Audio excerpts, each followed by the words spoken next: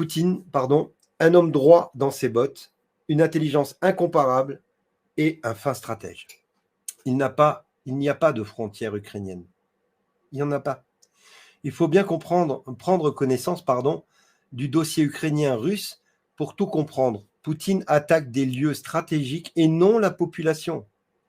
Qui a déclenché cette guerre? Qui a financé à ce niveau l'Ukraine? Le nettoyage du nouvel ordre mondial continue. Je vais vous expliquer. Je remercie Fremdel. Je vous explique ça. On a déjà mentionné que l'Ukraine était déjà sous contrôle de la Russie. Donc, ce que l'on voit n'est qu'une mise en scène en ce moment. Voici une preuve qui va dans ce sens. Le secrétaire général de l'ONU à l'époque était Ban Ki-moon, a déclaré que l'Ukraine n'a pas demandé l'enregistrement de sa frontière depuis 1991. Donc l'État ukrainien n'existe pas. Et nous n'en savons rien, personne n'en parle. En juillet 2014, le secrétaire général de Ban Ki-moon a fait une déclaration fracassante dont la diffusion dans les médias ukrainiens et sur Internet est interdite. Il dit que le conflit entre les deux pays a été discuté lors de la session du Conseil de sécurité de l'ONU. La conclusion suivante en a été tirée.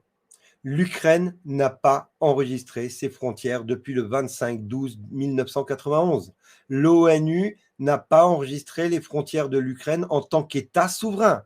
Par conséquent, on peut supposer que la Russie ne commet aucune violation de droits de l'homme en relation avec l'Ukraine, vu que l'Ukraine n'existe pas. Selon le traité de la CEI, le territoire de l'Ukraine est un district administratif de l'URSS. Par conséquent, on ne peut reprocher à personne le séparatisme et la modification par la force des frontières de l'Ukraine. En vertu du droit international, le pays n'a tout simplement pas de frontières officielles reconnues. Pour résoudre ce problème, l'Ukraine doit achever la démarcation des frontières avec le pays voisin et obtenir l'accord des pays voisins, dont la Russie.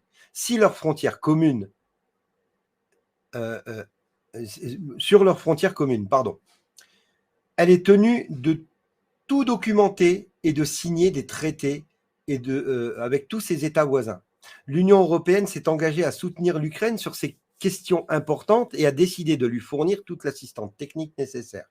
Mais la Russie signera-t-elle le traité frontalier avec l'Ukraine? Eh bien non, bien sûr, puisque la Russie est le successeur légal de l'URSS, ce qui est confirmé par la décision des tribunaux internationaux sur le litige de propriété entre l'ex-URSS et les pays étrangers. Les terres sur lesquelles se trouve l'Ukraine, le Bélarus et le Novorossia, appartiennent à la Russie. Et personne n'a le droit d'être sans le consentement de la Russie pour disposer cette zone. En gros, il ne reste plus à la Russie qu'à déclarer que cette zone est russe et que tout ce qui s'y passe est une affaire intérieure de la Russie. Toute interférence sera considérée donc comme une mesure contre la Russie. Sur cette base, ils peuvent annuler les élections du 25 mai 2014 et faire ce que le peuple veut, selon le mémorandum de Budapest et d'autres accords. L'Ukraine n'a pas de frontières. L'État ukrainien n'existe pas et n'a jamais existé. Que les choses soient claires, Poutine est dans son droit. Comment se fait-il que Poutine, derrière son bureau il y a 2 jours, dise « Voilà, je déclare le Donbass et Lugansk république ». Pourquoi il a pu le faire et personne ne l'a arrêté? Parce que c'est lui le propriétaire des terrains. C'est la Russie le propriétaire de la terre. Si l'ONU n'avait pas voulu que ça se passe, ils auraient dit non, vous ne faites pas ce que vous voulez, ce n'est pas vos terres. Pourquoi ils n'ont rien dit? Parce que les Russes sont propriétaires de l'Ukraine. Eh oui. C'est pour ça que personne n'a bougé. C'est ça qu'il faut comprendre.